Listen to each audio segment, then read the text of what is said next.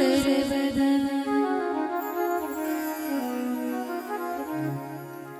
गुरुर्ब्रह्मा गुरुर्विष्णु गुरुर्देवो महेश्वरः गुरुर्साक्षात् परब्रह्म तस्मै श्री गुरुवे नमः।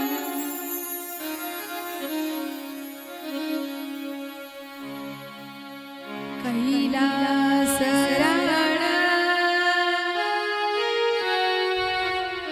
शिवचंद्रमौळी फणीन्द्रमाता मुकुटे झळाळी कारुण्य सिंधू भवदुःखहारी तुझा विलीन शंभो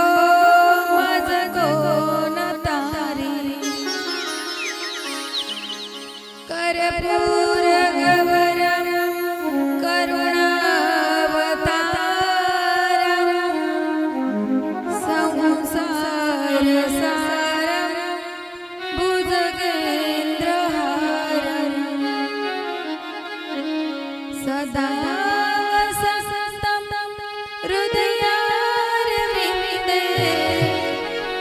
भवं भवामि सहितं नमामि।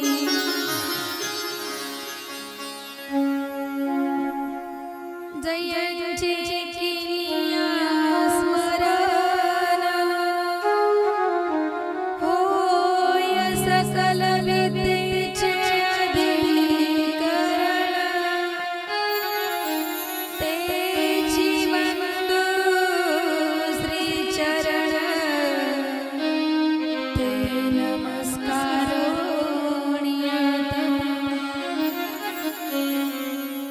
आताण म्हणवागीश्वरी जी ब्रह्मयाची निज कुमारी तिच्या चरण जेव्हा वारंवारी मस्तक चरणी अपलितसे शरबिंदु समाकारे परब्रह्म स्वरूपिणी वासरा पीठ निलये सरस्वती नमस्तुते।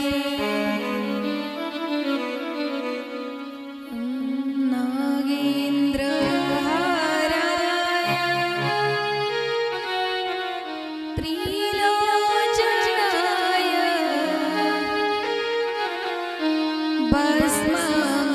भस्मांगरागाय महेश्वराय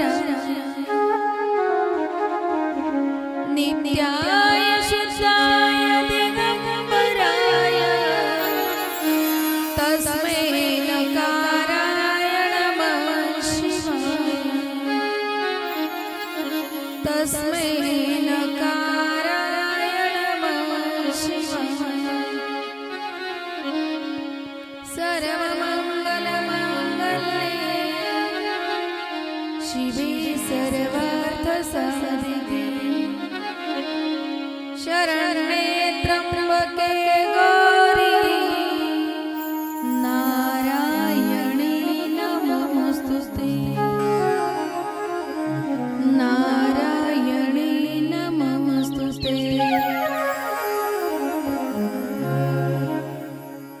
आओ जी पवन कुमार हमारी हरि कीरत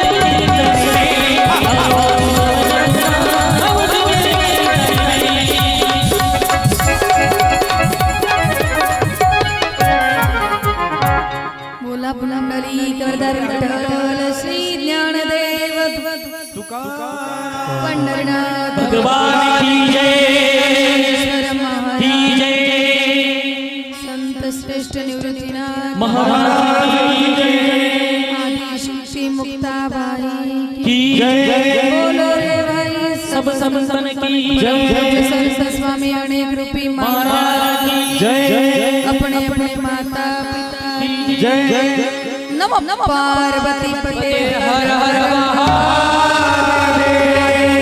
भगवान की जय।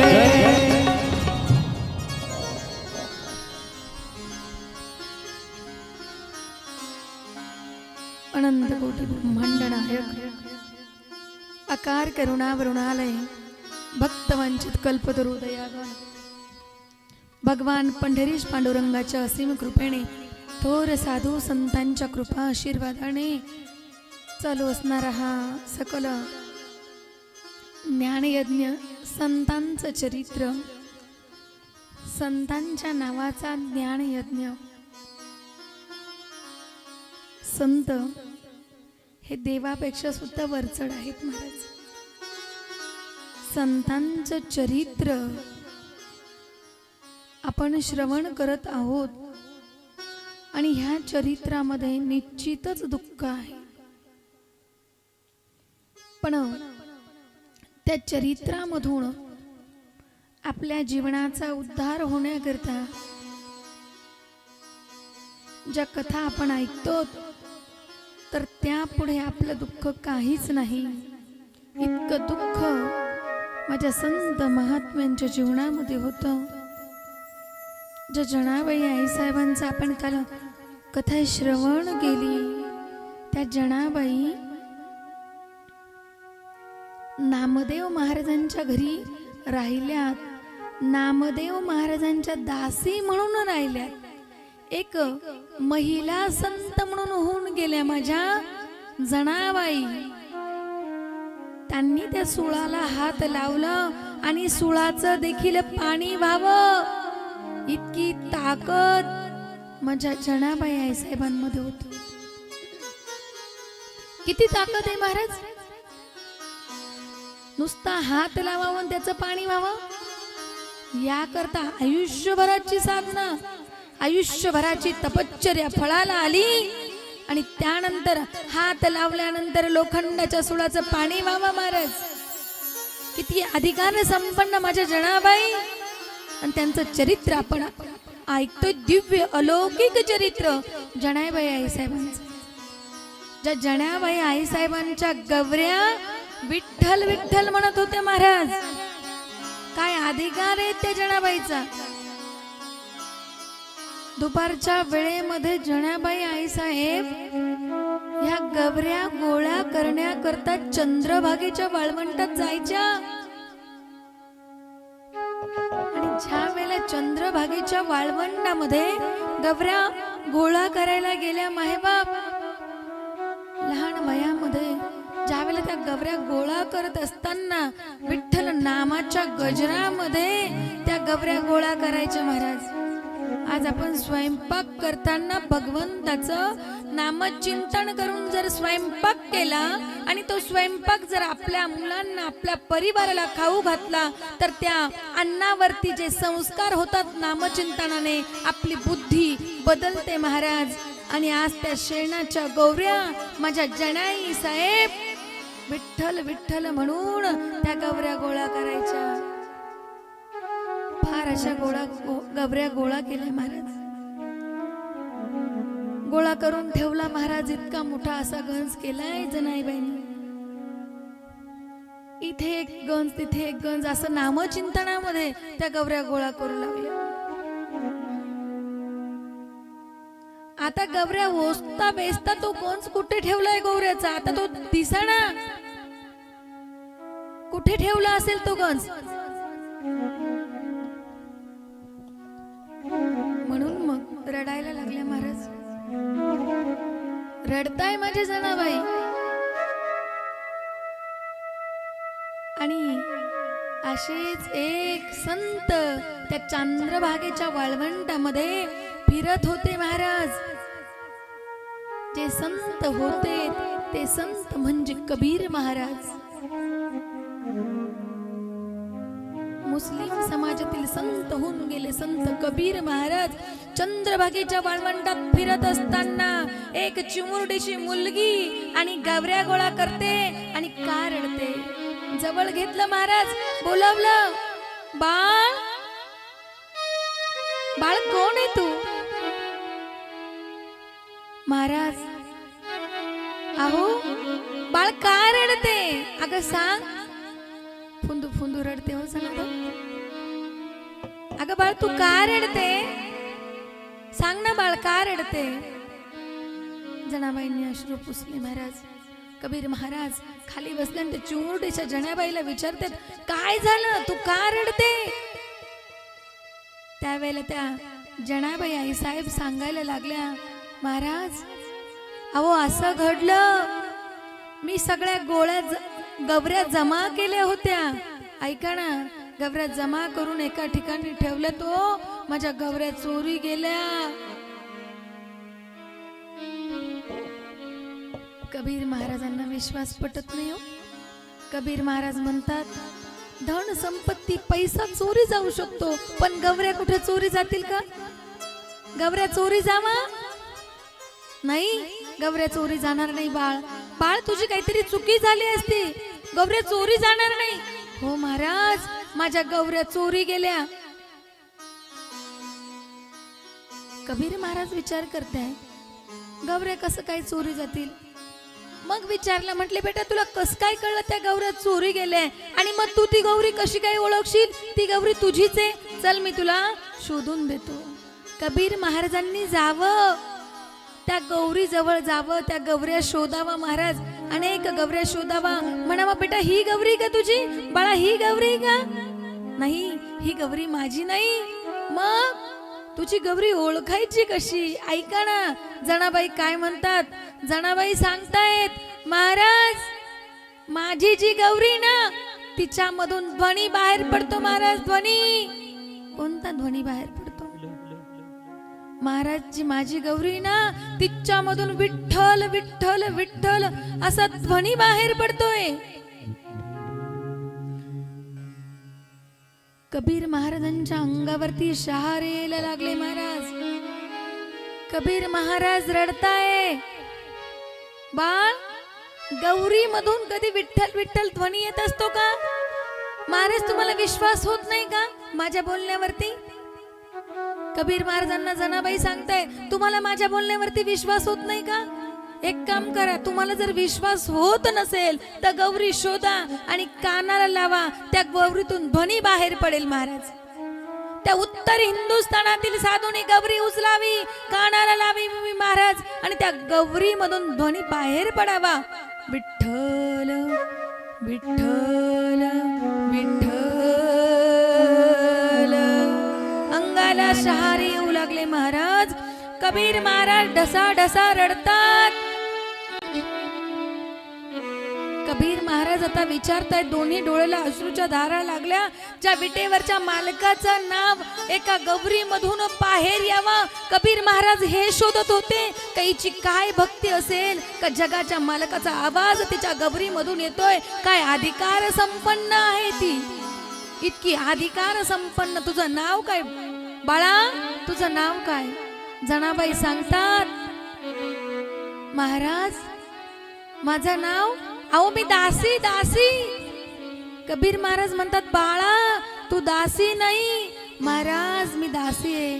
नाही ना बाळा, तू तुझं नाव सांग, तू कोण आहे बाळा? सांग ना तू कोण आहे?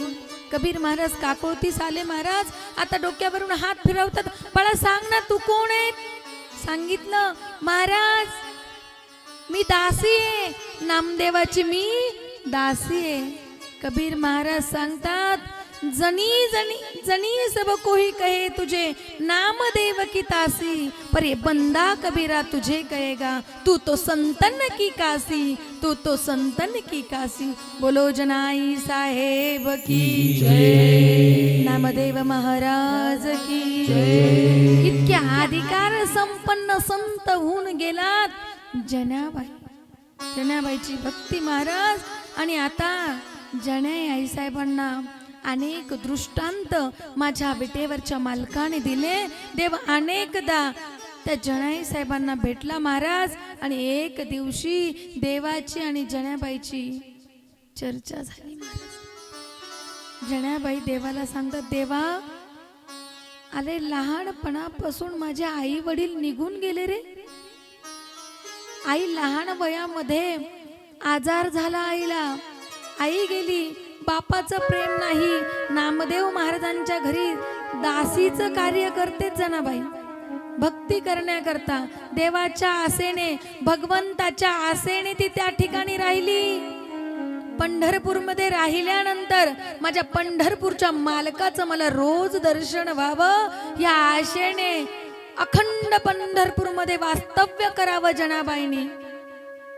पण काय झालं, सकाळपासून संध्याकाळपर्यंत काम पुरायचे आणि अखंड पांडुरंगाचं भजन मुखामध्ये असायचं. आणि गुरुस्थानी नामदेव महाराज, गुरु ज्याचा प्रबळ आहे त्याला भगवंत दूर नाही महाराज. विठ्ठल विठ्ठला माझ्या पांडुरंगा विठ्ठल माझ्या पांडुरंगा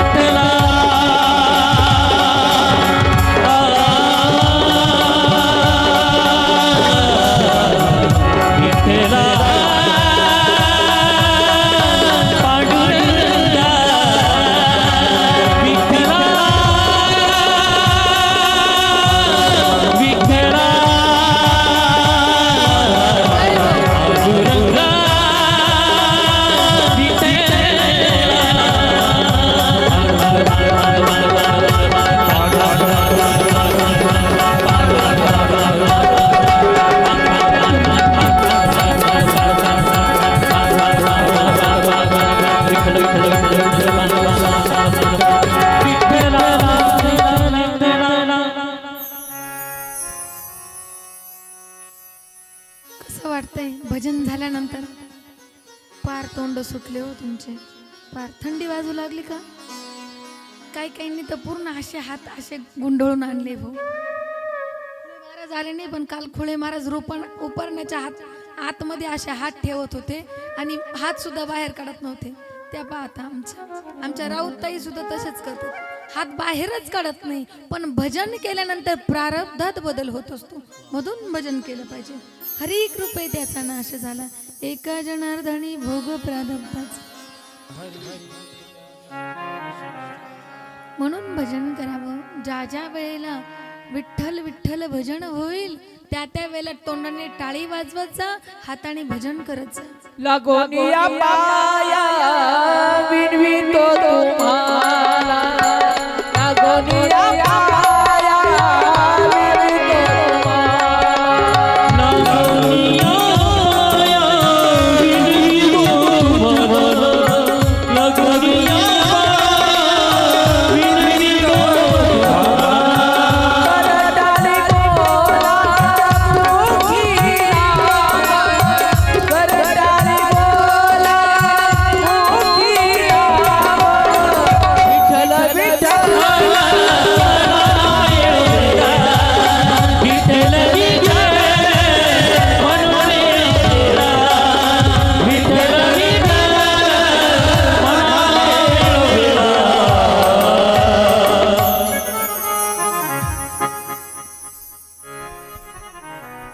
म्हणतात का आपण विठ्ठल विठ्ठल.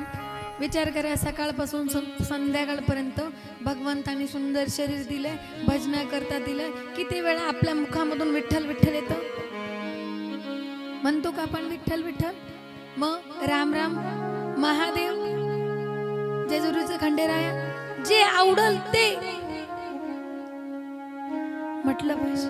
बरेच जण माणसं आहेत बघा, काही काही म्हातारे माणसं उठताना भगवंताचं नामचिंतन करतात, राम राम राम राम राम. पण बरेच काही जण आहेत ते उठताना सुद्धा अर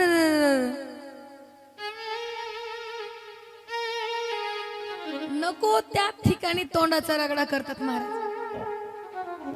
बरेच काही जण. आता काही काही मावशा महाराज हाडावरती धुवायला जातात, काही काही मावशा. आता ते खेड्यावरती असं धुणं घेतात आणि असं आपडतात महाराज. आता धुणं आपटायचा, त्या असं धुणं वरती घेतलं का असं घेत्या. आता त्या धुण्याचा आणि सूचा काय संबंध आहे. पण नको त्या ठिकाणी लोक हे मूग दिले कशा करता. भगवंताचं सुंदर हे कमल मूग, भगवंताच्या भक्ती करता, नामचिंतना करता. बरं जाऊ द्या, मला असं म्हणायचं, सकाळपासून संध्याकाळपर्यंत भगवंताचं नाम आपल्या मुखामध्ये आल्यानंतर काय होतं महाराज, जीवन बदलून जातं. माणित प्रभुत्व येतो. कधी म्हणा, महादेव म्हणा, रामकृष्ण हरी म्हणा, जे वाटलं ते म्हणा, जवळ येईल तवा म्हणा. विठोबाचे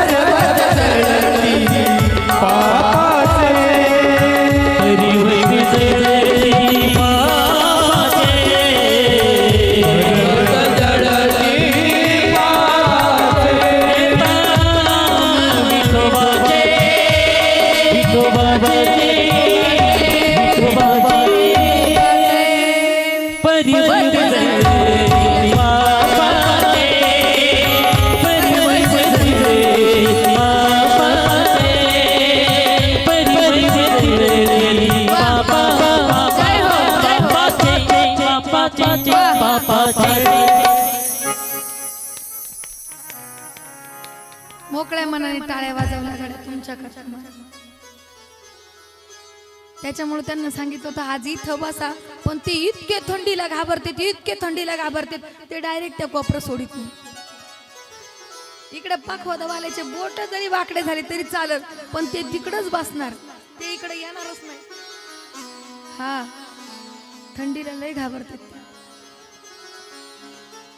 आणि म्हणून नामचिंतन झालं पाहिजे. जसं होईल तसं करा, पण करा. माझे सद्गुरू म्हणतात आपण उठता बसता ओम नमः शिवाय म्हणा. हा जो ओम नमः शिवाय मंत्र आहे कधी घ्यावा? उठता बसता ओम म्हणा, भोलेनाथाची पूजा करताना ओम म्हणा. हे आपल्या मुखामध्ये आलं पाहिजे महाराज. काय सांगत होते? कथा कुठपर्यंत होती?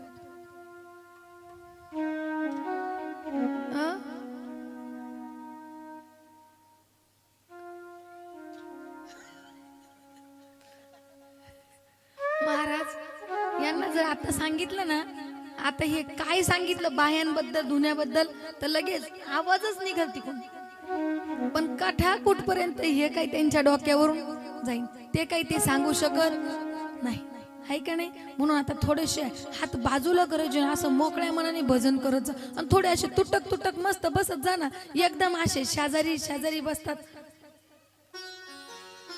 जसे काय तुम्ही कधी भेटलेच नाही गड्या, आहे का नाही? असे बसतात त्यांना जसे काय सासरू म्हणजे लेक कशी माहेरला आल्यानंतर एकदम आईपाशी बसती, आजीपाशी बसती, मांडीला मांडी लावून खेटून एकदम असं डोकं ठेवीती, तसं तुमचं चाललंय माहेरी आल्यागत. पण आपलं हे माहेरच आहे बघा ना. त्या भोलेनाथाच्या दरबारामध्ये आपण ह्या माहेर घरामध्ये आहेत. तो आपला बाप आहेत महाराज, तो आपला नाही, तो जगाचा म्हणजे देवाचा, सगळ्यांचा सगळ्यात मोठा देव म्हणजे महादेव. कालो के काल, देवो के देव. आणि त्यांच्या या सुंदर प्रांगणामध्ये आपण सगळेजण, विनोदाचा विषय सोडा, जनाई साहेबांचं असं दिव्य चरित्र आपण श्रवण केलं.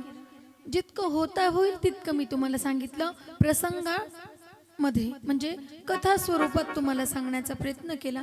बघा आजच्या दिवशी आपण दिव्य अलौकिक चरित्र म्हणजे कुणाचं, ज्ञानोबरायांचं बघणार आहोत. ज्ञानोबरायांचं जीवन चरित्र कसं आहे हे आपल्याला आपल्या जीवनामध्ये उतरवायचं आहे महाराज. ज्ञानोबरायांचे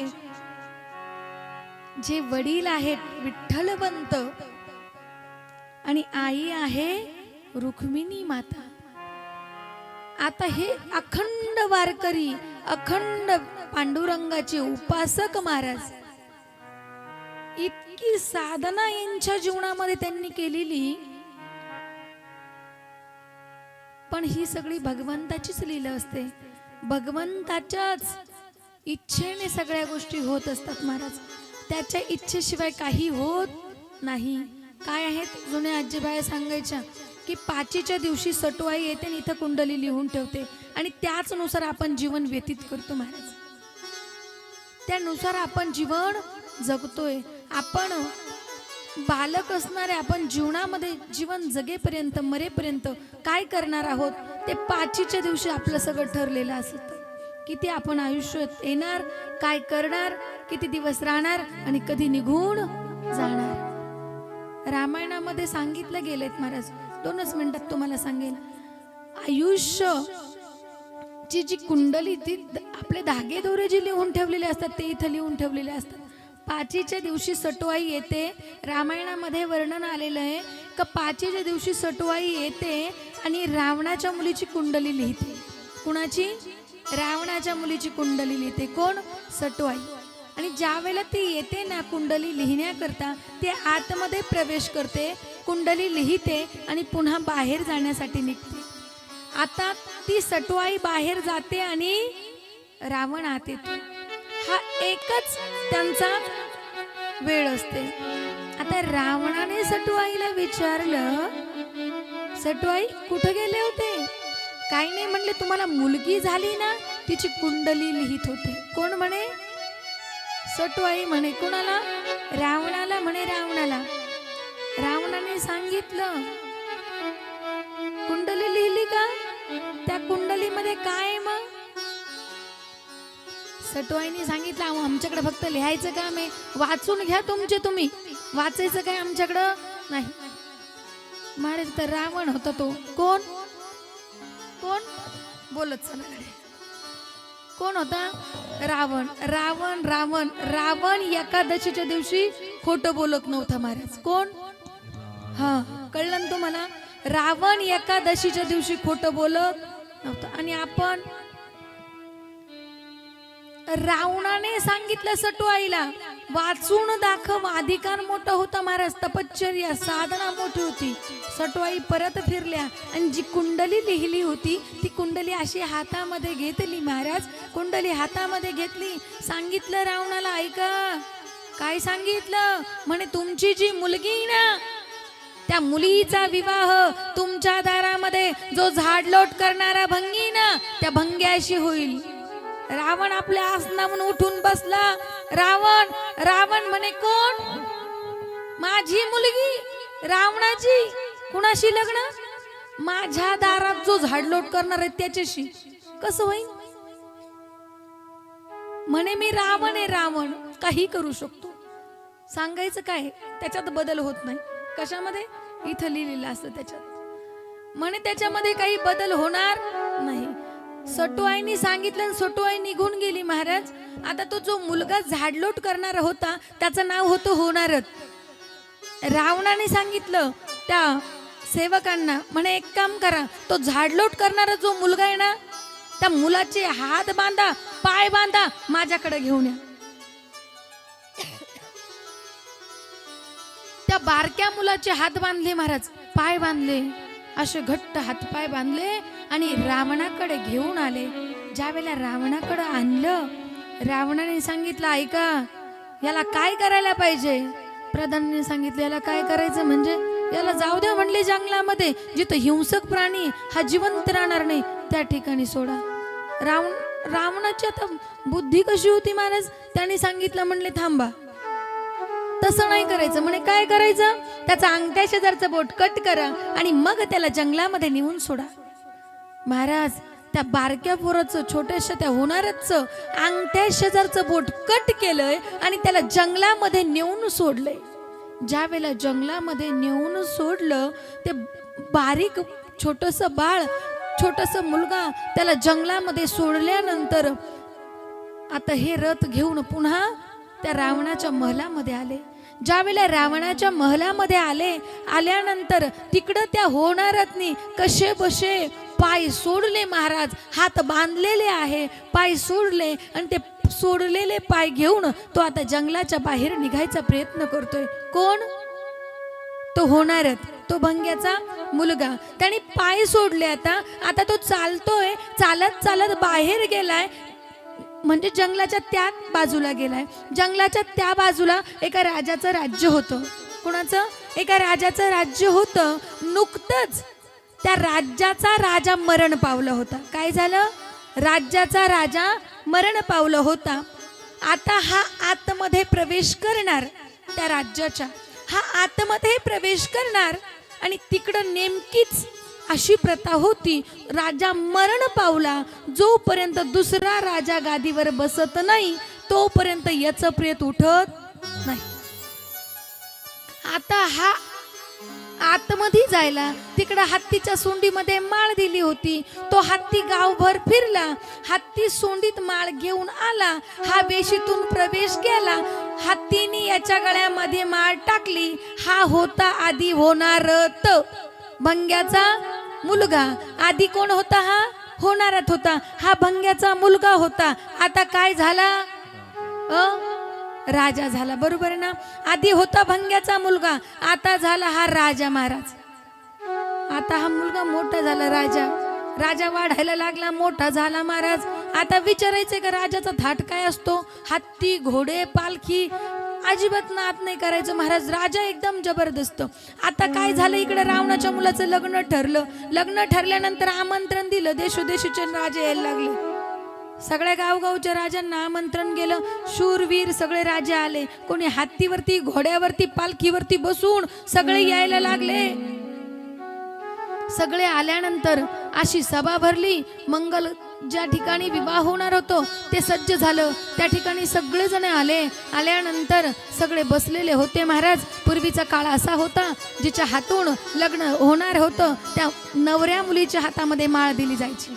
पूर्वीच्या काळामध्ये त्या नवऱ्या मुलीच्या हातामध्ये अशी माळ दिली. माळ दिल्यानंतर ती नवरी मुलगी म्हणजे ती रावणाची कन्या हातामध्ये वरमाला घेतली आणि ती वरमाला घेऊन प्रत्येक वरासमोर जायची, त्या माळेमधून त्या वराला अशी बघायची, तिला आवडलं तर ठीक, नाही तर परत पुढं जायची, पुन्हा त्या मुलाकडे बघायची, आवडलं तर ठीक, नाही तर पुन्हा पुढे, असं करत करत करत करत पहिली लाईन संपली गड्या. आता दुसऱ्या लाईनमध्ये आल्या.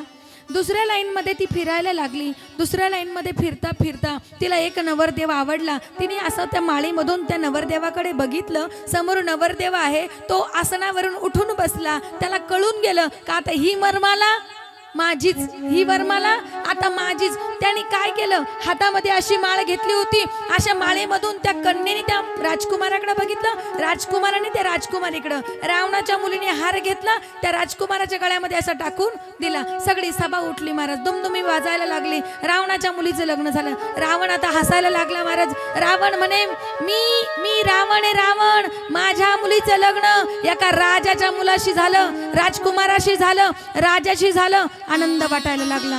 महाराज लग्न बिग्न करून घेतलं आणि मग सटवाईला बोलवलं. सटवाई आली. आल्यानंतर रावणाने सांगितलं, तू सांगितलं होतं ना म्हणले माझ्या मुलीचं लग्न एका झाडलोट करणाऱ्या मुलाशी होईल.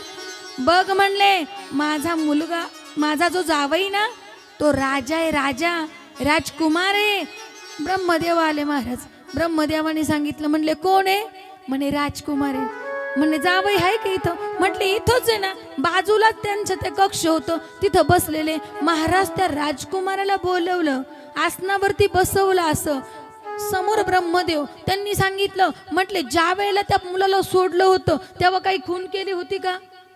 त्यांनी सांगितलं हो. म्हणले काय, म्हणले अंगठ्या शेजारचं बोट कट केलं होतं. म्हटले असं म्हणताय, म्हणे करा जावयाचे पाय चेक. महाराज पाय चेक केले तर अंगठ्या शेजारचं बोट कट केलं होतं. विचारलं, म्हणले तुम्ही कोण, म्हणले तुम्ही कोण, म्हणले अहो मी तेच. म्हणे कोण, म्हणे होणारच तुमचा जावई. सटू आईने लिहिलेल्या कुंडलीमध्ये बदल होत नाही. म्हणून जीवनामध्ये जे आपल्या कर्मामध्ये लिहिलंय ना महाराज, कर्मामध्ये बदल फक्त नामचिंतन करू शकतो.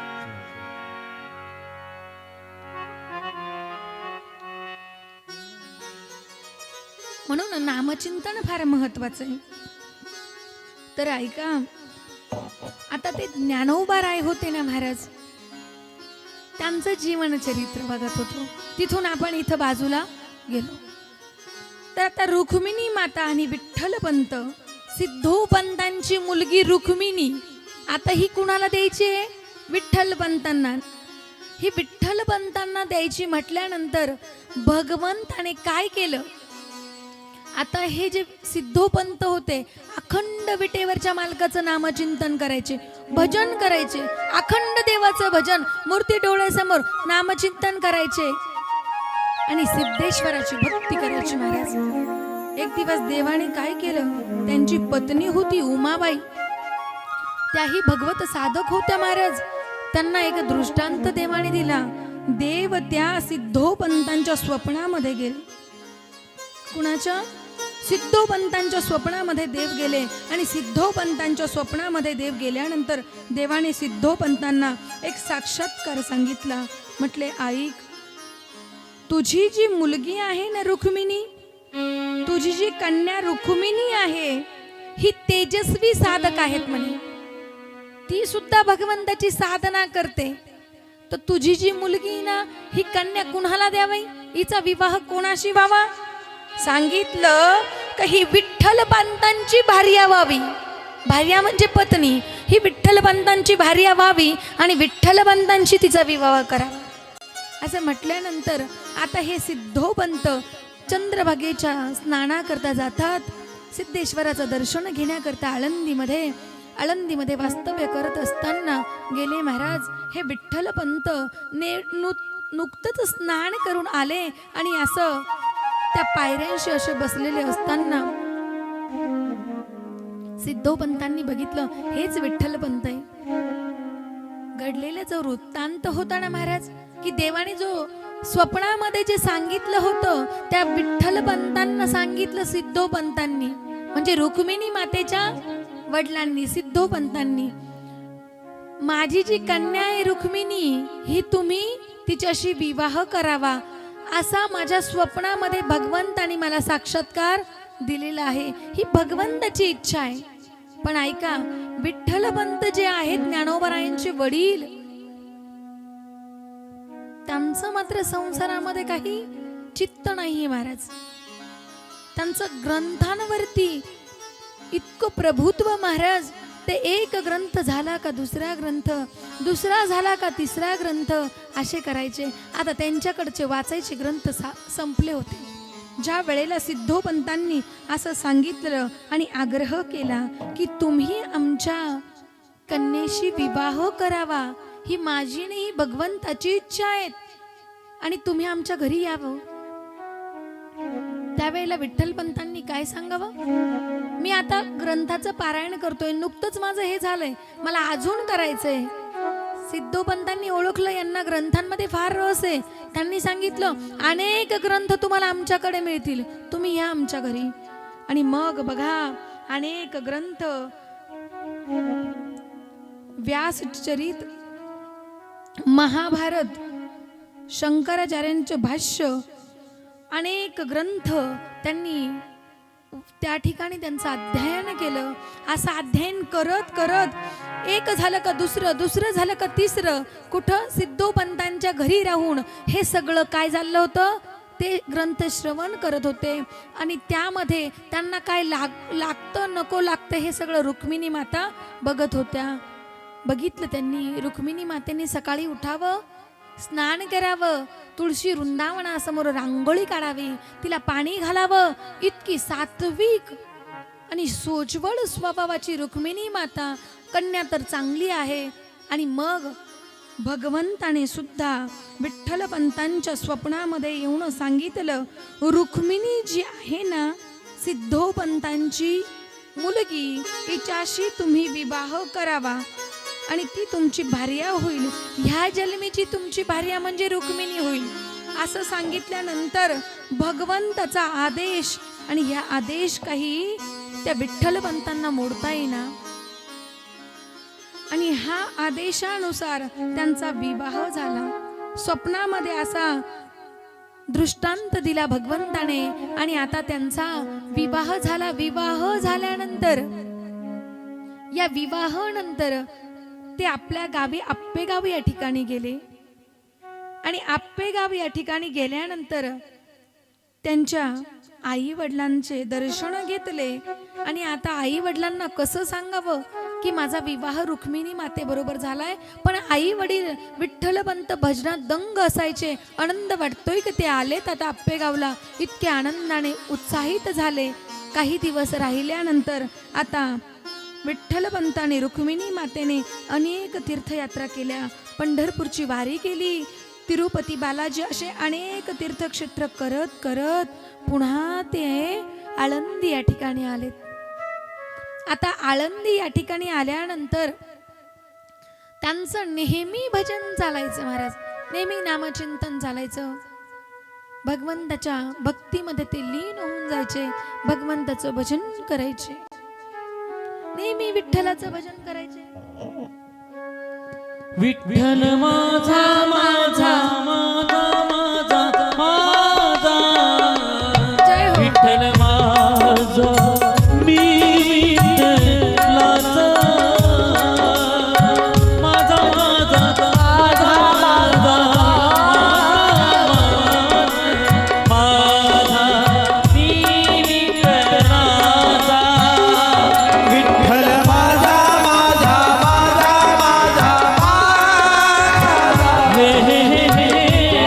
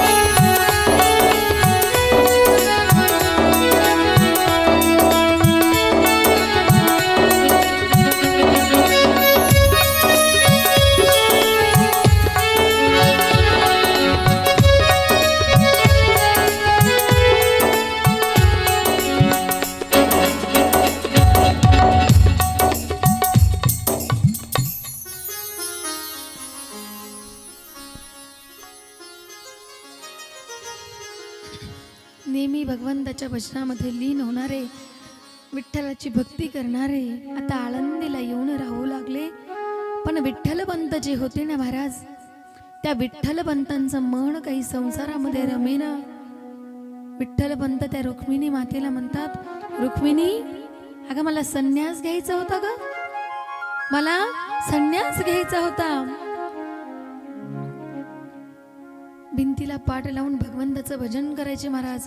येता जाता संसारामध्ये मन रमाना विठ्ठलपंतांचं.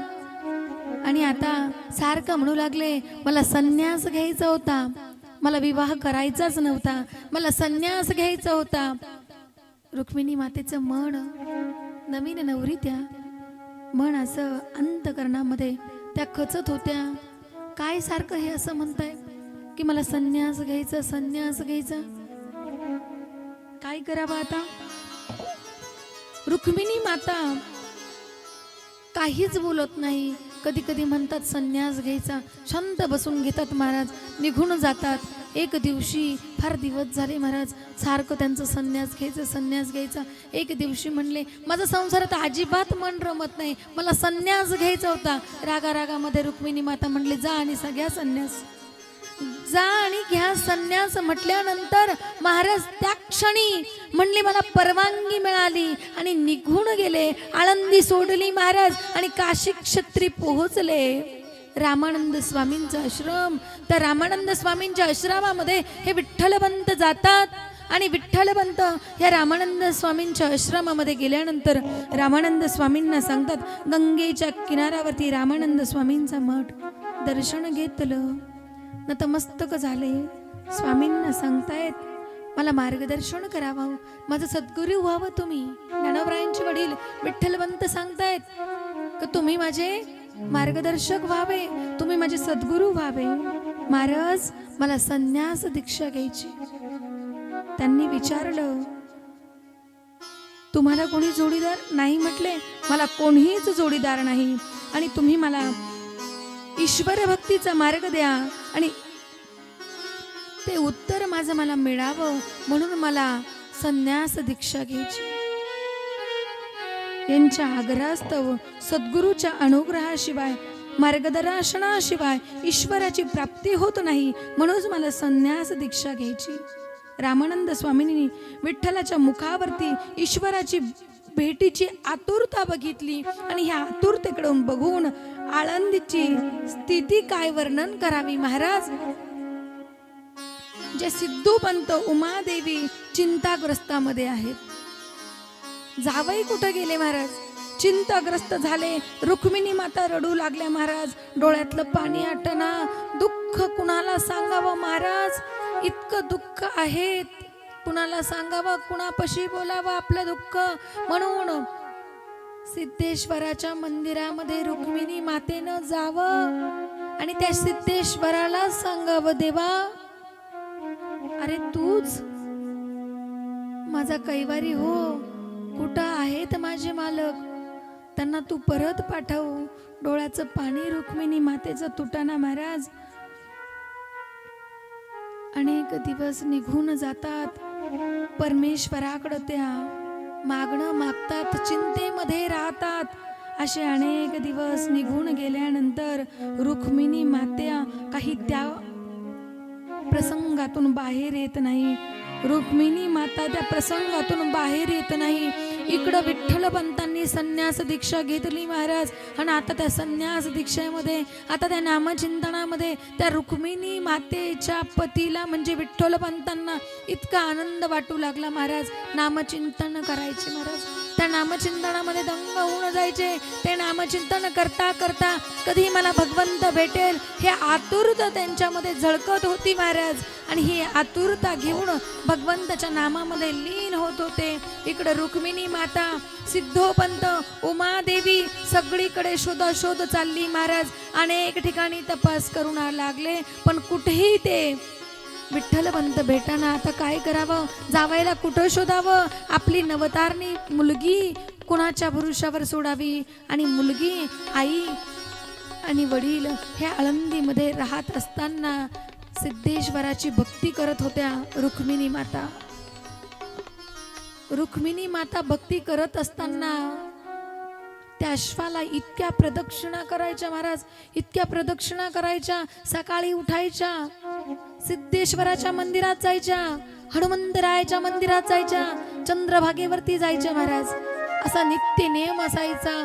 दिवसभरामध्ये दुपारपर्यंत पोटामध्ये अन्नाचा कण नाही अशी त्यांची दिनचर्या असायची.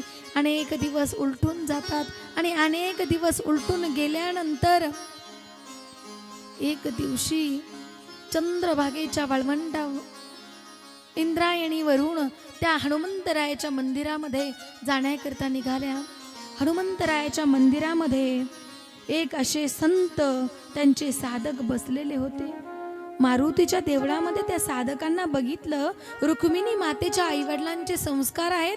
कोणी साधू बघितले, कोणी संत बघितले तर चरणावरती नतमस्तक झालं पाहिजे, चरणावरती डोकं ठेवलं पाहिजे, लीन झालं पाहिजे. म्हणून रुक्मिणी मातेने त्या संतांच्या, त्या साधूच्या चरणावरती ज्या वेळेला नतमस्तक झाले, नतमस्तक होताना साधूचं लक्ष त्यांच्या डोक्यावरच्या पदराकडे गेलं, साधूचं लक्ष त्यांच्या कपाळावरच्या कुंकवाकडे गेलं. खाली वाकल्या आणि आशीर्वाद मिळाला. पुत्रवती भव, सौभाग्यवती भव, पुत्रवती भव, सौभाग्यवती भव.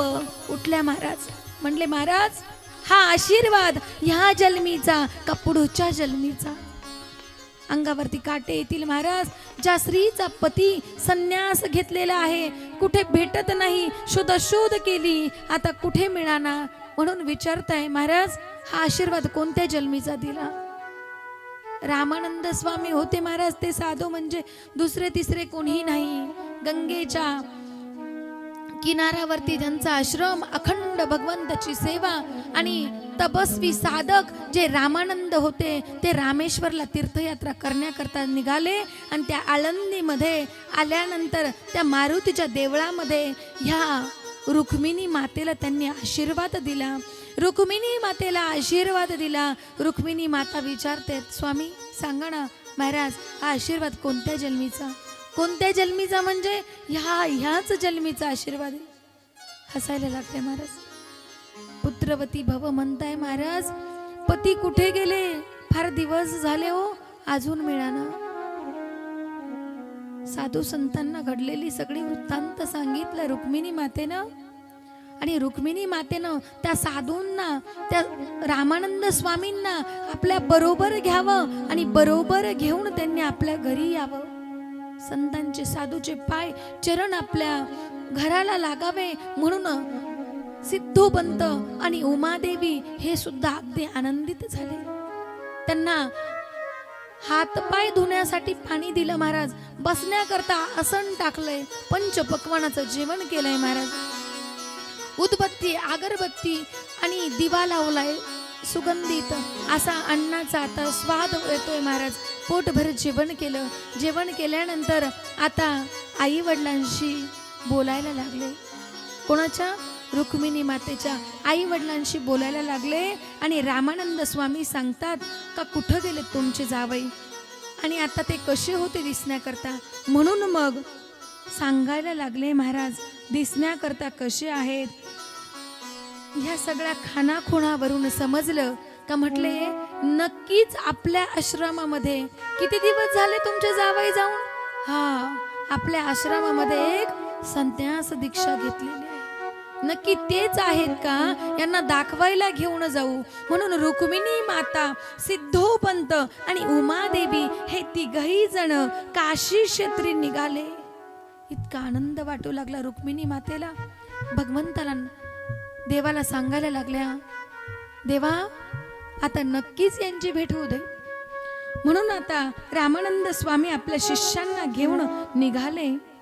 गेल्यानंतर आश्रमामध्ये एका बाजूच्या रूम मध्ये, एका बाजूच्या खोलीमध्ये त्या तिघा जणांना ठेवताय. आणि आता रामानंद स्वामी त्यांना, ज्यांनी संन्यास दीक्षा घेतली त्यांना बोलवलं महाराज.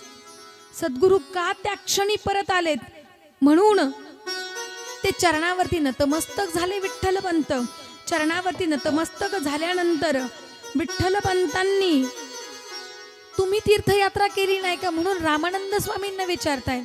त्यावेळेला रामानंद स्वामींना ज्यावेळेला विचारायला लागलेत ना महाराज, विचारता क्षणी त्यांच्या शिष्याने रुक्मिणी मातेला, सिद्धोबंतांना, उमादेवीला समोर आणलं महाराज. विठ्ठलबंतांनी ज्या वेळेला त्यांच्याकडे बघितलं महाराज, आता काय बोलावं यावरती, काय उत्तर द्यावं आपण आपल्या स्वामींना, आपल्या सद्गुरूला काय सांगावं. आणि आता रामानंद स्वामी त्यांना विचारतात, विठ्ठलबंत हे कोण आहेत. महाराज ज्या वेळेला विचारलं नाही हे कोण आहेत, रुक्मिणी मातेच्या डोळ्यामधून आनंदाचे अश्रू वाहत होते. ज्यांची शोधाशोध आम्ही इतक्या दिवसापासून करत होतो, पती माझे इतक्या दिवसापासून मिळत नव्हते, त्या पतीला इतक्या दिवसानंतर डोळ्यासमोर ज्यावेळेला बघितलं ना महाराज, डोळ्याचं पाणी तुटत नव्हतं. रुक्मिणी मातेच्या डोळ्याचं पाणी तुटाना महाराज. सदगतीत झाले आई वडील. आई वडिलांना काय वाटतं महाराज, प्रत्येक बापाला वाटतं माझ्या मुलीचं कल्याण व्हावं. प्रत्येक बापाला असं वाटतं, बाप गरीब असू किंवा बाप श्रीमंत असू, बाप गरीबाचा असू की बाप श्रीमंताचा असू, प्रत्येक बापाला वाटतं की माझ्या मुलीचं फार कल्याण हवं. म्हणून नवतारण्यापणामध्ये एखाद्या स्त्रीचा पती जाऊ नये, म्हातारपणामध्ये एखाद्या स्त्रीचा मुलगा जाऊ नये महाराज. त्याच्यावरती काय वेदना होता ना, तो प्रसंग ज्याच्यावरती आलाय ना महाराज, तोच व्यक्ती ते सांगू शकतो. आपण आपले जवान जे सीमेवरती शहीद होतात महाराज, आणि काहींचे छोटे छोटे बाळ असतात, मुलगा झाल्यानंतर 6 महिने मुलाचं जे तोंड बघत नाहीत महाराज, आणि घरी येईपर्यंत काही होईल सांगता येत नाही. कुणाच्या बहिणीचं लग्न जमतंय,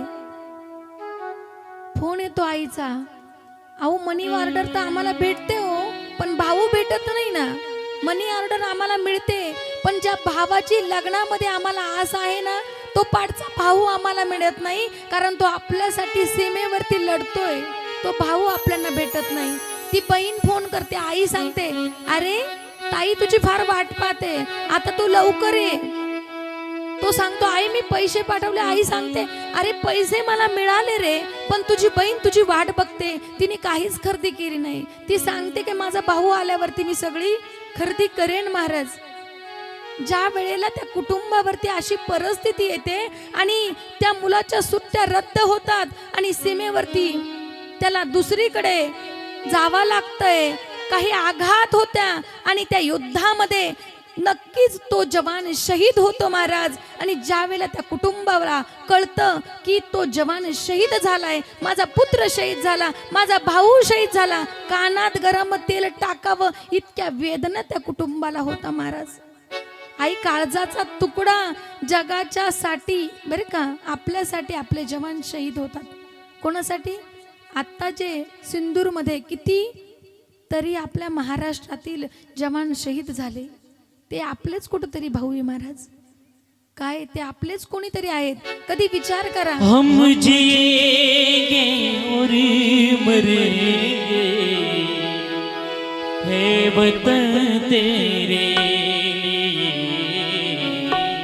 दिल दिया है जान भी देंगे, है वतन तेरे लिए, दिल दिया है जान भी देंगे, है वतन तेरे लिए। हम जिए और मरेंगे, है वतन तेरे लिए, दिल दिया है जान भी देंगे, है वतन तेरे लिए।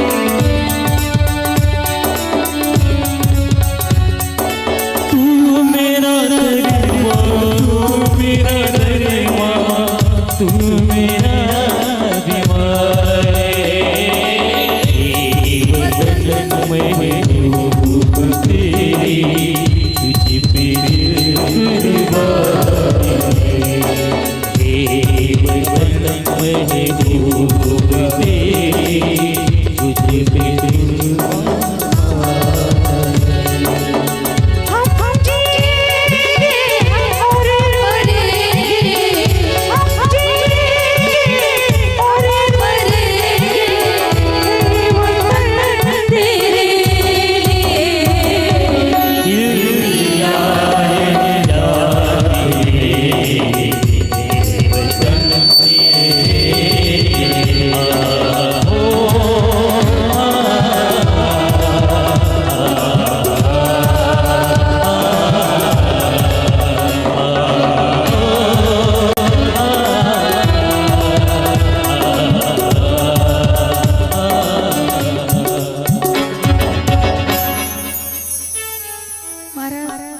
ज्यावेळी ते सीमेवरती तो जवान असतो ना, जम्मू काश्मीर सारख्या ठिकाणावरती ज्या वेळेला ड्युटी लागते महाराज, त्यावेळेला त्या ठिकाणावरती काही दिवस अशी परिस्थिती येते ना की 2-2, 3-3 दिवस अन्न मिळत नाही. मी माझ्या कानाने ऐकलेली गोष्ट आहे. मंगेश दवंगे नावाचा आमचा दादा आहेत, झाडावरती त्याची व्यवस्था होती राहायची, झाडावरती कित्येक दिवस, आणि नेमकीच बॉम्ब असा समोर पडला महाराज. मृत्यू मरण आपण डोळ्यांनी बघतोय, आणि काही दिवस त्यांनी फक्त तांदूळ खाल्लेत, तांदूळ 3 दिवस फक्त भात उकडून खाल्लेला महाराज. काय म्हणत असेल व आत्मा, आपण या ठिकाणावरती इतकं सुरक्षित आहोत ना, ते फक्त त्यांच्यामुळे आहेत. ते सीमेवरती लढतात म्हणून आपण इथं सुरक्षित आहोत महाराज. आणि एक आपला शेतकरी तो शेतीमध्ये राबतो म्हणून आपण या ठिकाणी 2 डायमंड आहेत महाराज आपल्याकडं. एक म्हणजे शेतकरी आणि दुसरा म्हणजे जवान. विचार करा, ज्या वेळेला आपण इतका आपला भाऊ आपला मुलगा दूरवरती जातो ना महाराज सीमेवर लढण्याकरता, त्यावेळेला त्या आई वडिलांचं डोळ्याचं पाणी तुटत नाही. 3-3 दिवस आई जेवण करत नाही. लग्न झाल्यानंतर 4 दिवसामध्ये तो नवरा सीमेवरती लढण्याकरता जातो. काय म्हणत असेल त्या पत्नीचं मन. आणि अशीच ही पत्नी रुक्मिणी माता सुद्धा इतक्या दिवसानंतर पती डोळ्यासमोर उभे राहिले महाराज. अंतकरण गैभरून आलं, डोळ्याला अश्रूच्या धारा लागल्या, आणि ओळखलं का सांगितल्यानंतर विठ्ठलपंतांनी माफी मागितली. आणि आता गुरु आदेशानुसार पुन्हा ते गृहस्थ आश्रमामध्ये आले. कोण? विठ्ठलपंत. आता गृहस्थ आश्रमामध्ये आलेत महाराज, पण कर्मकांडी लोक काही त्यांना नीट राहू देईना. आळंदीमध्ये राहण्याकरता आले, आणि ज्या वेळेला सिद्धेश्वराचं दर्शन घेण्याकरता निघाले, अनेक जणांनी ब्राह्मण वृंदांनी बघितलं. अरे बाटलो म्हणे, बाटलो. अरे संन्यास दीक्षा घेतल्यानंतर पुन्हा गृहस्थी आश्रमामध्ये आला म्हणे. याने काय प्रायचित्त द्यावा म्हणे, याला काय करावं.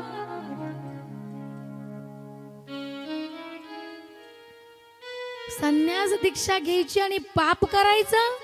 अनेक जण ज्याच्या त्याच्या विचाराने, अनेक जण त्याच्या बुद्धीप्रमाणे त्या विठ्ठलपंतांना बोलत होतं महाराज. काही यातना असतील हो. गृहस्थ आश्रम स्वीकारलं, अनेक जणांची माफी मागितली. आता काय करावं म्हणून अनेक पुराण चालले महाराज, याचं उत्तर भेटना.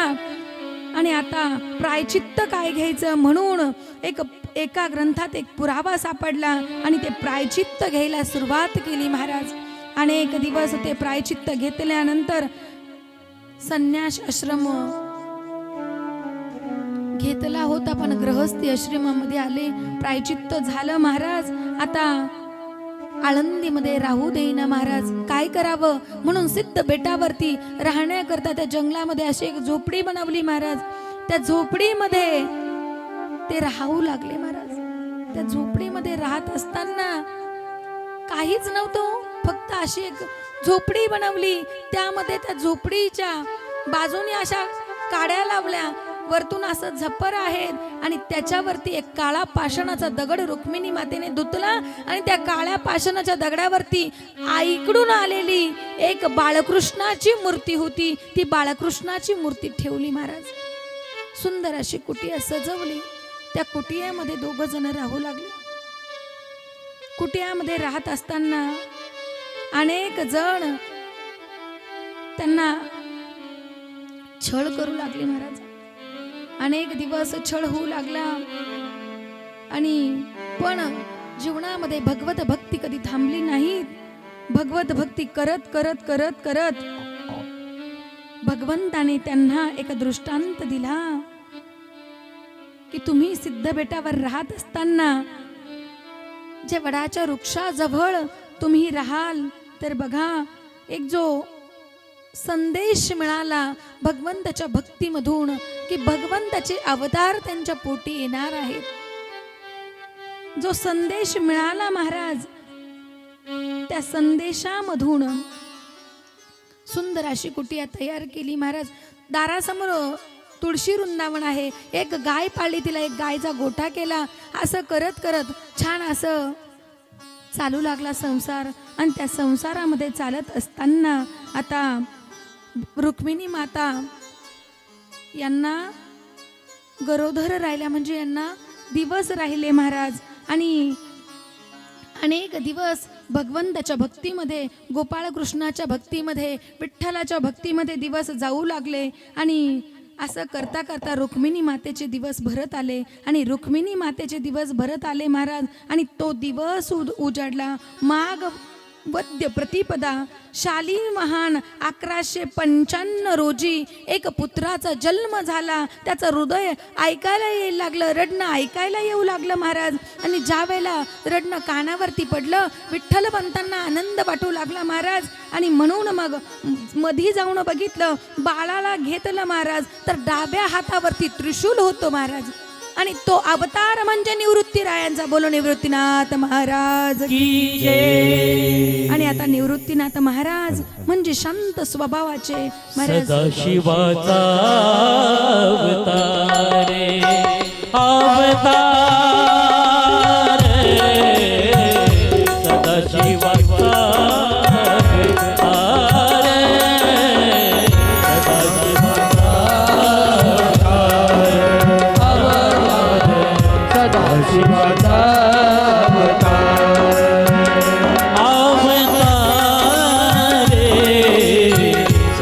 शिवाचा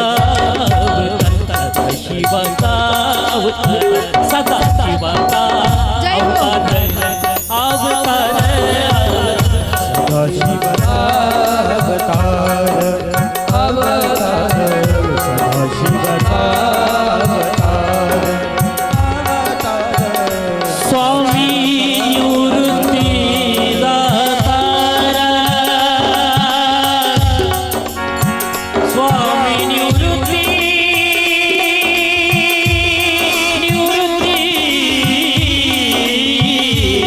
दातारे स्वामी स्वामी निवृत्ती स्वामी निवृत्ती निवृत्ती दातारा स्वामी निवृत्ती दातारा स्वामी निवृत्ती दातारा स्वामी निवृत्ती दातारे दातारे शिवाचा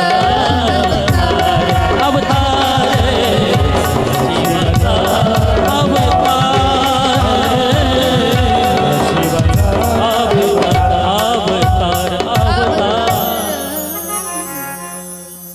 आणि आजचा हा सदाशिवाचा अवतार स्वामी निवृत्ती दातार निवृत्तीरायांचा अवतार प्रगट झाला. शांत स्वभावाचे निवृत्तीराय देखता देखता 2 वर्षाचे झाले महाराज. आणि पुन्हा कृष्ण अष्टमीला श्रावण महिन्यामध्ये धोधो पाऊस सुरू होता महाराज.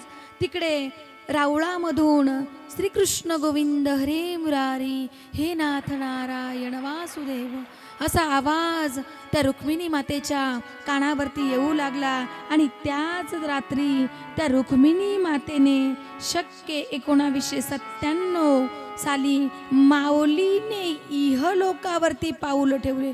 आणि त्या लेकराचं नाव ठेवलं ती म्हणजे जगाची माऊली ज्ञानेश्वर महाराज. महाविष्णूचा अवतार सका माझा ज्ञानेश्वर महाविष्णूचा अवतार सका माझा ज्ञानेश्वर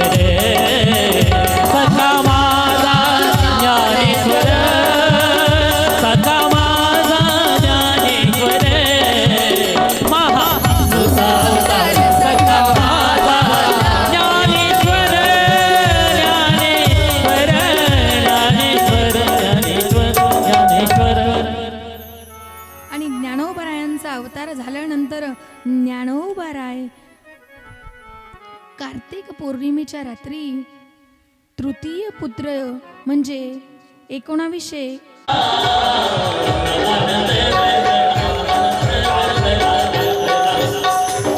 तीन अवतार साक्षात भगवान परमात्मा या विठ्ठल रुक्मिणींच्या संसारामध्ये आनंदाचं वातावरण प्रसरलं होतं महाराज. तितक्यात दुःखाची चाहूल आली महाराज. रुक्मिणी मातेंचे वडील सिद्धोपंत यांना देहांत यांना देवाज्ञा झाली महाराज. आणि देवाज्ञा झाल्यामुळे रुक्मिणी मातेचं रडून रडून आकांत झाला. त्यांना लहान बाळ घेऊन जाता येईना. शेवटचा चेहरा बघितला नाही वडिलांचा. विठ्ठलपंत गेले महाराज. पण ह्या लोकांनी या कर्मकांडांनी त्यांना जवळ देखील येऊन दिलं नाही. आणि अनेक दिवस निघून जातात आणि त्यानंतर मग दुःख सावरून संसाराला लागल्या पुन्हा रुक्मिणी माता.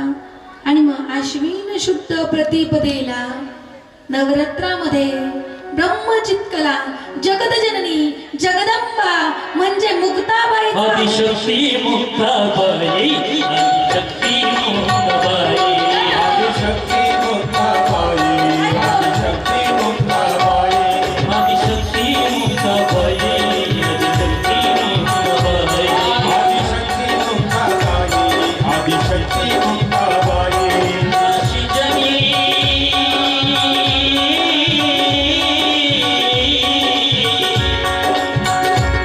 दाशिजनी राणी पायी पायी पायी आदिशक्ती मुक्ताबाई आदिशक्ती मुक्ताबाई आदिशक्ती मुक्ताबाई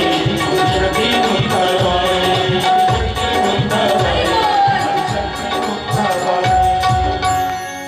ब्रह्मचक्कला जगदजननी आश्विन शुद्ध प्रतिपदेला जगदंबेचा अवतार पुन्हा त्यांच्या आनंदी निर्गुण प्रगटली भगवती आनंदी निर्गुण प्रगटली भवानी जागेवर उभं राहायचं सर्वांनी. प्रगटली भवानी उभे राहा उभे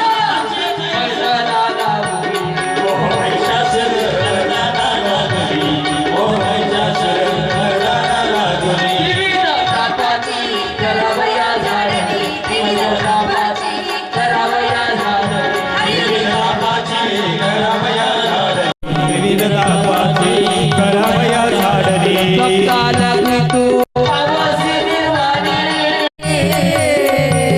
आईचा दोघवा मागे आईचा दोघवा मागे आईचा जोगवा जोगवा मागे आईचा जोगवा जोगवा मागे आईचा दोघवा मागे आईचा दोघवा मागे आईचा जोगवा जोगवा मागे आईचा जोगवा जोगवा मागे सारोणी सारून माळवी घालीन द्वैत सारोणी माळवी घालीन वैत सारुणी बाळ निघाली वैत सारुणी बाळ निघाली हाती बोधाचा झेंडा मी घेईन हाती बोधाचा झेंडा मी घेईन हाती बोधाचा झेंडा मी घेईन हाती बोधाचा झेंडा मी घेईन वेदवारी ती जाईना अंबिका माता की जय दोघवा मागे आईचा दोघवा मागे जोगवा मागील आईचा जोगवा जोगवा मागील आईचा जोगवा जोगवा मागील आईचा जोगवा जोगवा मागील हला हला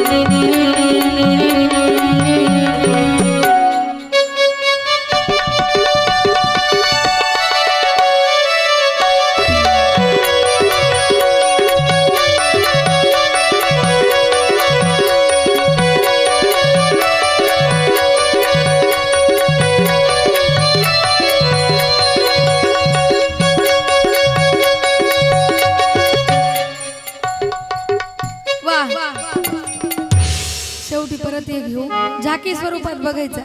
सर्वांनी जागेवरती बसा.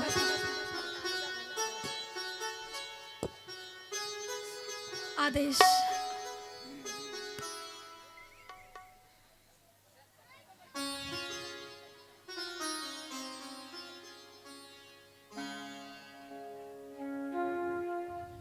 बसले का सगळे? हा बसा. मधून थोडी जागा ठेवली असती यायला. हा ठीक आहे, चला बसा बसा बसा. हा इकडे लक्ष द्या सर्वांनी. आता एकदम महत्वाचा प्रसंग.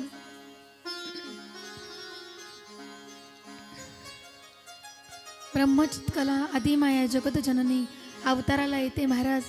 आणि गोड असे ते 4 भावंड खेळत असतात महाराज. 4 भावंडांना पाठवा. 4 भावंड आता हळूहळू कलेने वाढायला लागतात महाराज.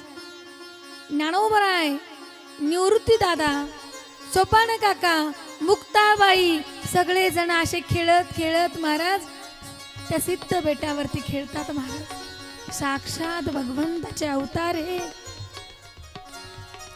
निवृत्ती ज्ञानदेव सोपान मुक्ताबाई एकनाथ नामदेव तुकाराम. निवृत्ती ज्ञानदेव सोपान मुक्ताबाई एकनाथ नामदेव तुकाराम. निवृत्ती ज्ञानदेव सोपान मुक्ताबाई एकनाथ नामदेव तुकाराम. निवृत्ती ज्ञानदेव सोपान मुक्ताबाई एकनाथ नामदेव तुकाराम. एकनाथ नामदेव तुकाराम. एकनाथ नामदेव तुकाराम. एकनाथ नामदेव तुकाराम. एकनाथ नामदेव तुकाराम. निवृत्ती ज्ञानदेव सोपान मुक्ताबाई एकनाथ नामदेव तुकाराम. निवृत्ती ज्ञानदेव सोपान मुक्ताबाई एकनाथ नामदेव तुकाराम.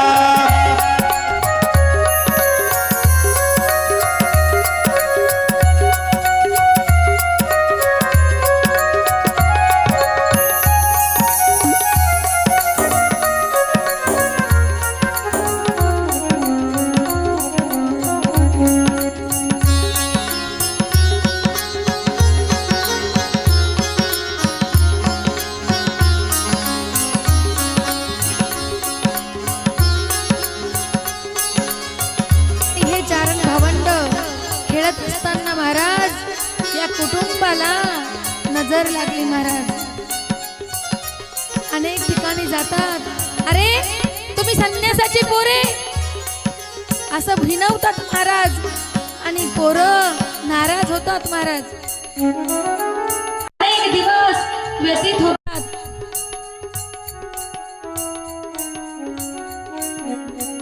रुक्मिणी मातेला पाठवा. रुक्मिणी माता सिद्ध बेटाच्या त्या झोपडीमध्ये असताना बाळ नाराज होतात महाराज. आणि बाळ नाराज होत असताना कोणी यावं त्यांना संन्यासाची मुले म्हणावी. आणि महाराज या एवढ्या बाळांनी काय करावं?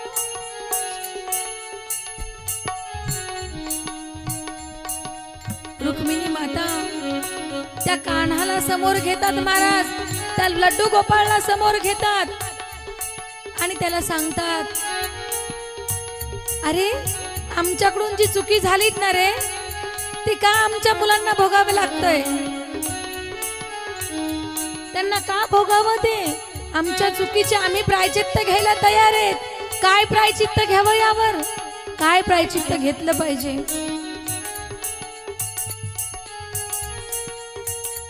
विठ्ठलपंत अनेक पुरावे शोधतात महाराज. कुठेही काही पुरावा भेटत नाही हो.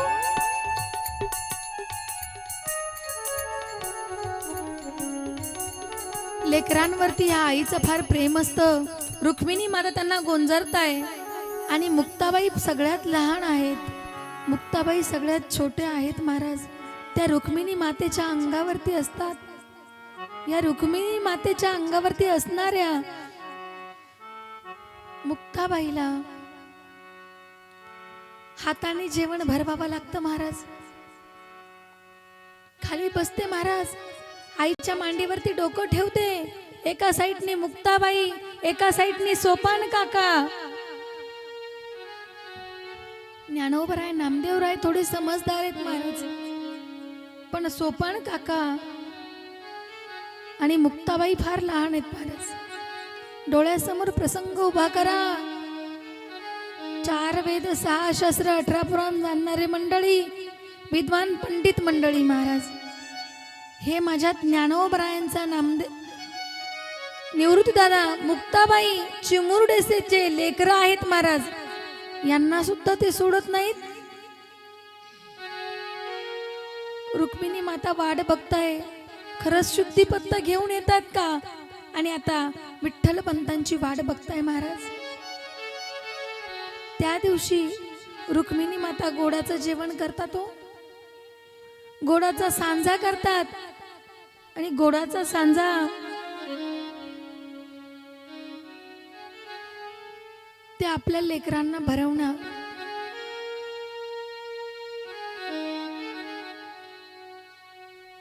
बरेच शुद्धीपत्र आणले महाराज. बराच वेळ निघून जातो, कोणी काही सांगत नाही. आपल्या हाताने जेवण भरवतात. काय करावं? कोणीतरी काहीतरी सांगावं. कोणीच काही सांगत नाही.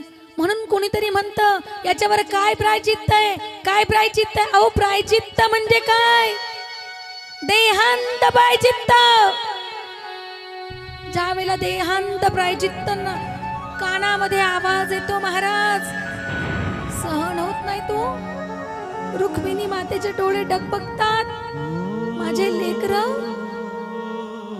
इवलेशे लेकरे तो माझे. देहांत प्रायचित्त कसं घ्यावं? गोडाधोडाचं जेवण बनवलंय महाराज. विठ्ठल पंतांची वाट बघताय. तितक्यामध्ये काशीवरून विठ्ठल पंत ते आपल्या झोपडीकडे निघतात महाराज. येत आहे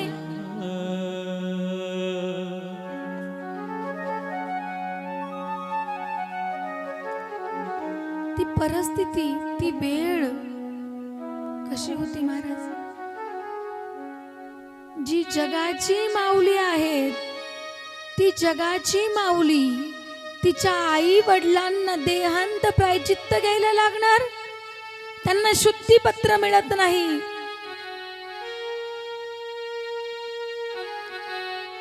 आणि अशा नाराज चेहऱ्याने रुक्मिणी मातेला वाटतंय का काहीतरी आता चांगला संदेश मिळेल. रुक्मिणी माता विचारतायत, विठ्ठल पंत आले, बसले महाराज. रुक्मिणी माता विचारताय, काय निरोप आला? शुद्धीपत्र मिळालं का?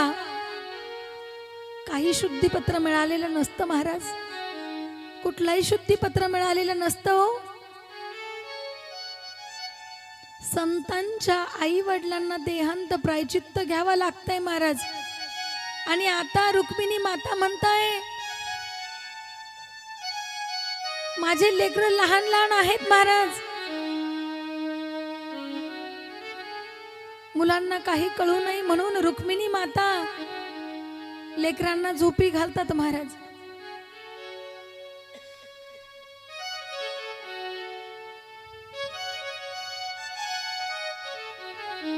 लेकरं झोपी घालतात महाराज. फाटके तुटके कपडे त्यांच्या अंगावरती टाकतात महाराज. जनाबाई साहेब मुक्ताई जी आहेत ना महाराज, ती आईशिवाय झोपत नाही. ती आईला बोलवते, आई तू इथंच थांब, आई तू कुठं जाऊ नको. आई सोपान काकाच्या डोक्यावरून हात फिरवते. हो आई ज्ञानोबरायांच्या हा डोक्यावरून हात फिरवते. मुक्ताबाई आपला हात आईच्या हातामध्ये धरून लागते. निवृत्त दादांच्या डोक्यावरून हात टाकते आणि आईला आठवतंय.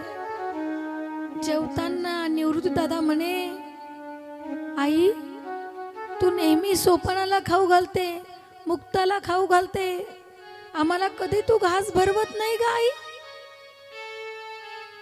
ते शब्द आठवता आणि त्या रुक्मिणी माता हुंदका भरते महाराज. आता लेकर झोपी जाता. कसवीस प्राण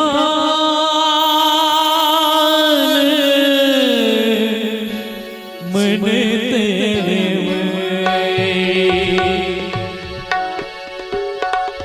कसवीस प्राण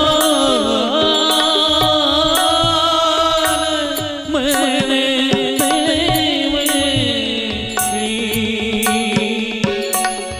जैसे कावसई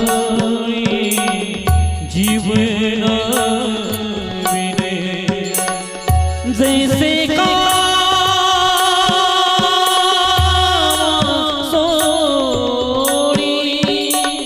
जीवन आज प्राण कासावीस होता तो त्या रुक्मिणी मातेचे. एक दिवस जर आपल्याला मुलाला घरी सोडून जायचं असलं तर आपण 4 जणांना सांगतो, माझ्या लेकरावरती ध्यान ठेवा, माझ्या लेकराला बघा, तो कुठं जातोय, तो जेवतोय का. आईच्या भरोशावर ठेवतो, आजीच्या भरोशावर ठेवतो आणि 4 वेळेस आपण विचारतो, अरे ज्या लेकरांना सोडून आई देहांत प्रायचित्त घ्यायला जाणार आहे, त्या लेकरांच्या आईचं मन काय म्हणत असेल मायबाप. लेकरांना सोडून जायचं 1-2 नाही हो, 4 लेकर आहे महाराज. आणि सगळ्यात जास्त लहान रुक्मिणी माता आहे. ती रुक्मिणी माता मुक्ताई सर्वात लहान आहे. आणि रुक्मिणी माता आता विठ्ठल पंतांना सांगते, मी कसं काय ह्यात माझ्या 4 लेकरांना सोडून जाऊ, मी माझ्या लेकरांना कसं पर्क करू. मी गेल्यावरती माझ्या ह्या 4 लेकरांना कोण आईची माया देणार, ते जेवले का उपाशी त्यांना कोण विचारणार. मी आहे ना तर त्यांना विचारू शकते. अहो डोक्यावरून हात फिरवला तरी सुद्धा ते त्यांचं दुःख विसरून जातील. हात फिरवी म्हणे मुक्ता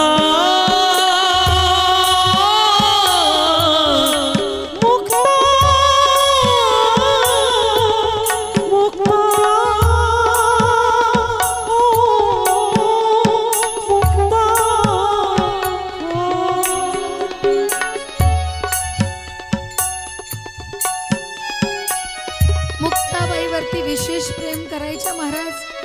माझी एवढीशी मुक्ता आहे, तिला कशाची समज नाही हो, ती कशी राहणार. विठ्ठल पंत म्हणतात की माझी जी शिक्षा आहे ती माझ्या लेकरांना मिळू नये ना, म्हणून मला देहांत प्रायचित्त. रुक्मिणी मातेला सांगतात की मी एकटा जातो देहांत प्रायचित्त घ्यायला, तू येऊ नको. मी केलंय ना ते मी जाईल, तू नको येऊ, तू लेकरांची काळजी घे. रुक्मिणी माता सांगतात देहांत प्रायचित्त आपण दोघही घेऊ, ज्यामुळे माझ्या लेकरांना चांगले दिवस येतील ना, त्याकरता मी देहांत प्रायचित्त घ्यायला तयार आहे महाराज.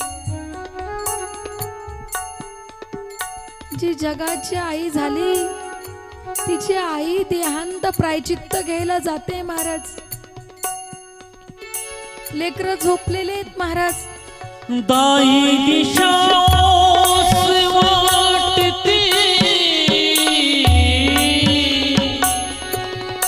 हो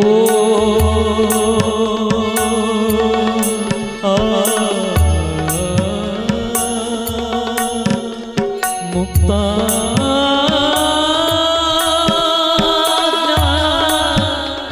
निवृत्ती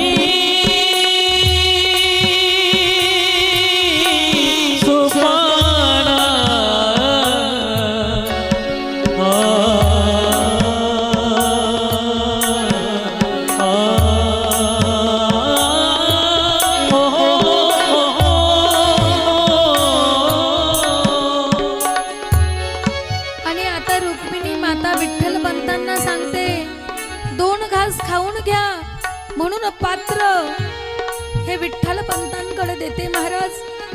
रुक्मिणी मातेच्या समोर पात्र आहे, विठ्ठल पंतांच्या समोर पात्र आहे.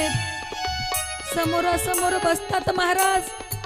दोघही एकमेकाकडे बघताय, लेकरांकडे बघतात. घास उचलला महाराज, तोंडापर्यंत नेला हो. घास गिळला जाईना, पुन्हा घास खाली ठेवला महाराज. लेकरांकडे बघून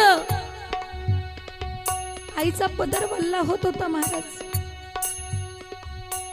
ह्या लेकरांना सोडून मी कसं जावं? विठ्ठल पंतांनी सांगावं, मी येत नाही, तू जा. रुक्मिणी तू नको येऊ, मी एकटा देहांत प्रायचित्त घेतो. रुक्मिणी मातेने सांगावं, नाही. रुक्मिणी माता त्या बाळकृष्णाच्या समोर जावा. रुक्मिणी माताने त्या बाळकृष्णाच्या समोर जावं आणि त्या बाळकृष्णाला तोंडासमोर घ्यावं महाराज. आणि त्याला सांगावं, माझे बाळ, मी आता तुझ्या भरोशावर सोडून जाते रे. ते जेवले का उपाशी याची काळजी घेणारा दुसरं कोणी नाहीये, त्याची काळजी तू घे, असं त्या देवाला सांगतात त्या रुक्मिणी माता. आणि ते कासावीस मन करून आता रुक्मिणी माता आणि विठ्ठल पंत निघताय महाराज.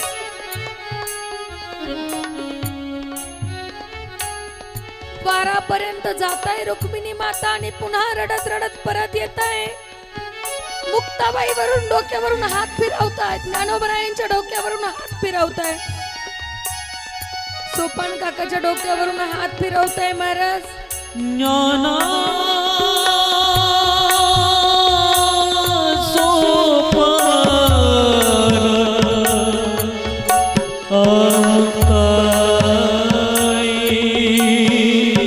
निवृत्ती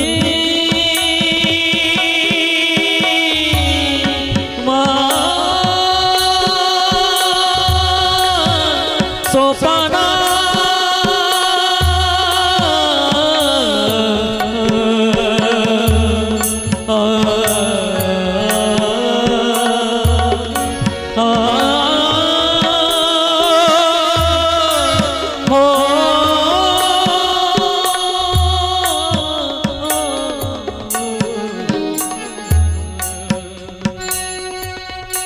डोक्यावरून हात फिरून पुन्हा द्वारापर्यंत आले महाराज.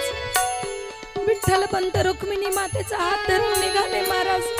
द्वारापर्यंत जातात, पुन्हा पाठीमागे येतात, पुन्हा द्वारापर्यंत जातात महाराज. झोपडीच्या त्या फाटेमधून आता डोकून बघताय महाराज, उठले तर नाही ना माझे बाळ. आणि जड अंतकरणाने आता निघाले महाराज. देहांत प्रायचित्त करायला निघाले महाराज.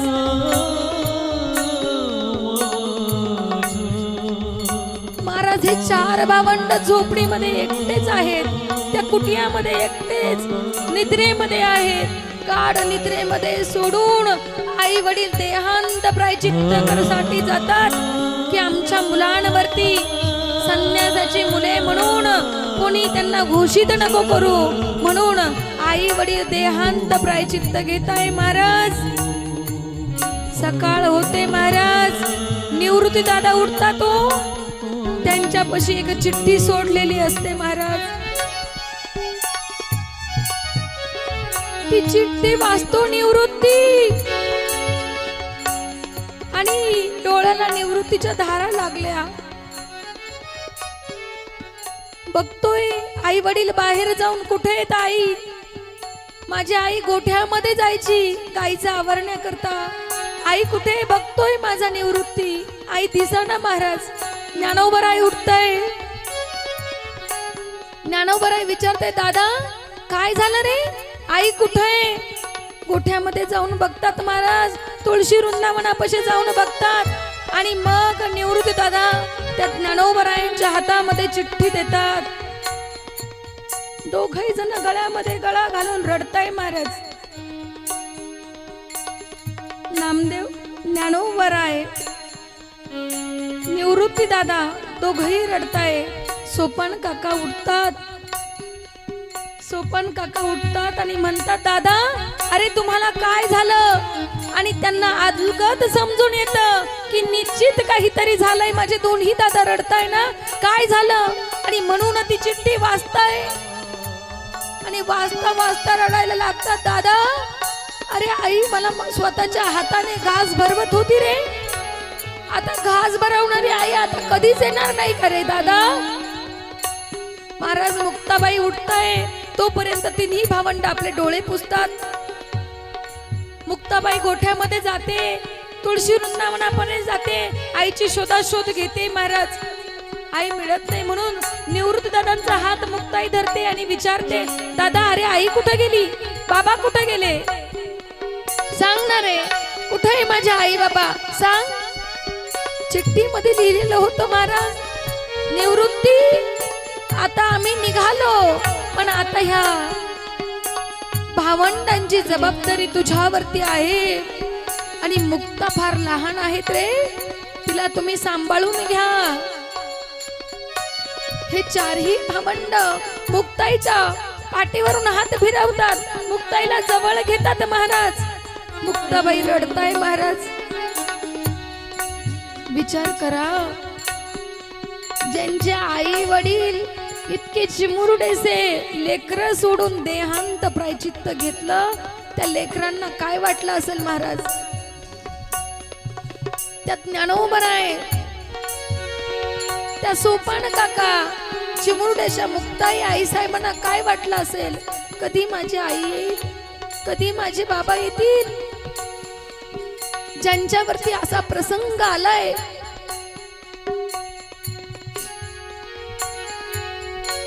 होता सोन्याचा संसार राजराणीचा दरबार, कशी काळाची चाल आली, बाग फुलाची करपून गेली,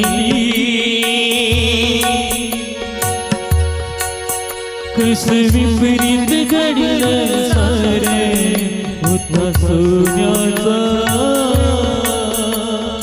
संसार राजराणीचा दरबार, होता सोन्याचा संसार राजराणीचा दरबार.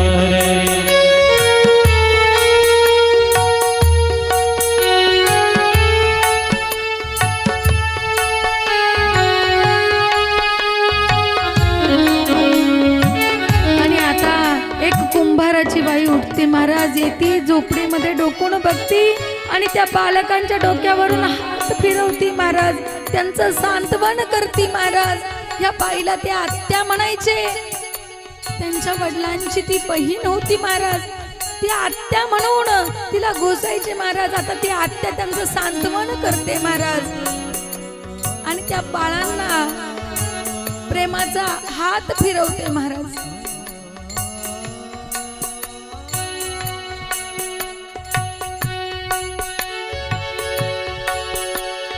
तुझ्या बिना जन्म सुना एकाकीपणी गे, अपार शक्ती दे गे, प्रेम देवता माझी ग, अपार शक्ती दे, जरी कोसळले या पारे,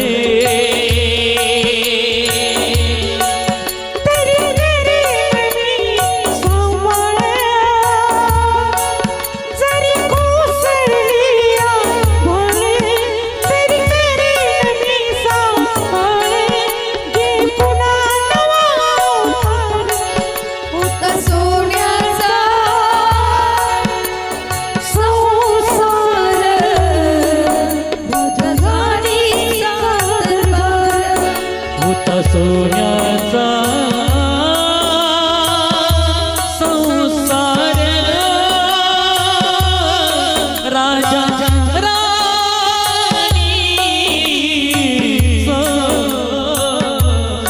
दरबार.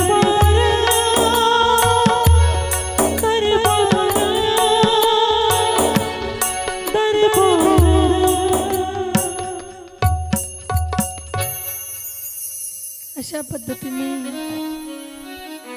ज्ञानोबा राय, निवृत्ती दादा, सोपान काका, मुक्ताई यांच्या आई वडिलांनी देहांत प्रायचित्त घेतलं.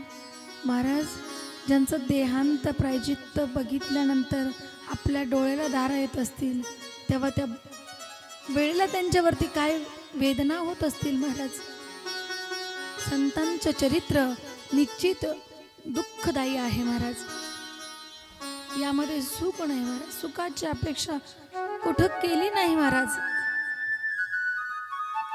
असं दिव्य अलौकिक चरित्र ज्ञानोबरायांचं उद्याही आपण श्रवण करणार आहोत. आजच्या सत्रामध्ये आपण जेवढी होता येईल तेवढी कथा बघण्याचा प्रयत्न केला. गोड असं सुंदर चरित्र अजूनही सर्व संतांचे श्रवण करायला मिळणार आहेत. 7 दिवसामध्ये होतील तेवढे जास्त संतांचे चरित्र आपण बघू. जितके प्रसंग ठराविक चांगले प्रसंग आहेत ते दाखवण्याचा प्रयत्न करू. झाकी गोड अशी झाकी आमच्या लोकरे दादाने दाखवली. एकदा त्यांच्याकरता टाळ्या वाजवा. आणि गोड संगत करण्यासाठी या ठिकाणी आमचे राम महाराज आहेत, शंकर महाराज आहेत, त्यानंतर आमचे विशाल दादा, विश्वनाथ महाराज, गोड साऊंड सिस्टीम आहेत आमच्या राहुल दादांची, आणि आमच्या गजर माऊलीचा विनोद दादा या ठिकाणी आहेत. गोड सात संगत या त्यांची चाललेली आहेत. गजर माऊलीचा या चॅनलवरती यूट्यूबला तुम्ही टाकल्यानंतर कार्यक्रमाचं प्रक्षेपण होत आहे, तुम्ही बघू शकता. आजची कथा याच ठिकाणी थांबते. झालेली सेवा गुरुवर्य परमपूज्य संत स्वामी अनेक रूपी महाराजांच्या चरणी समर्पित करते आणि याच ठिकाणी थांबूया. आजचे जे आरतीचे मानकरी असतील